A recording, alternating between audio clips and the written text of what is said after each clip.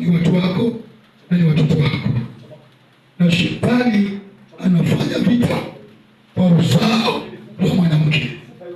Na wewe ulisema nitaweka uadui, nitaweka uadui, nitaweka uadui.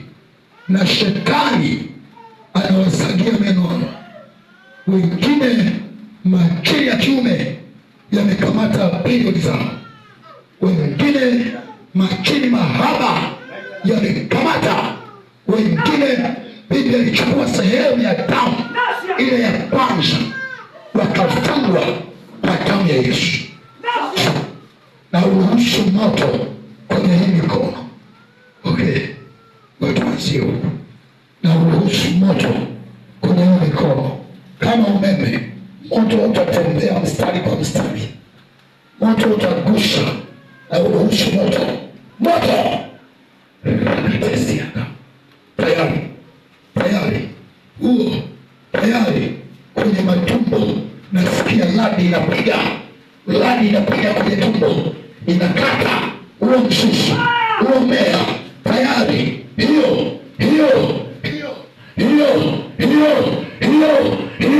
pepo zinaondoka, machini yanaondoka.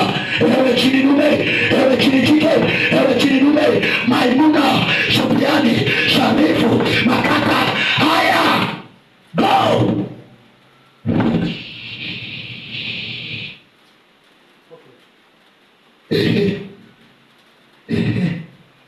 Tuunganishe tu, tayari, tayari, tayari, tayari, tayari. Nasikia operation inafanyika kwenye kizazi tayari. Naona kisu kinapita, kisu kinapita, na maji ya damu ya Yesu yanasafisha, yanasafisha, yanasafisha. It is the beginning.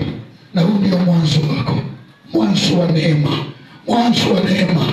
Nasema mwanzo wa neema, wakata mwanzo wa neema, mwanzo.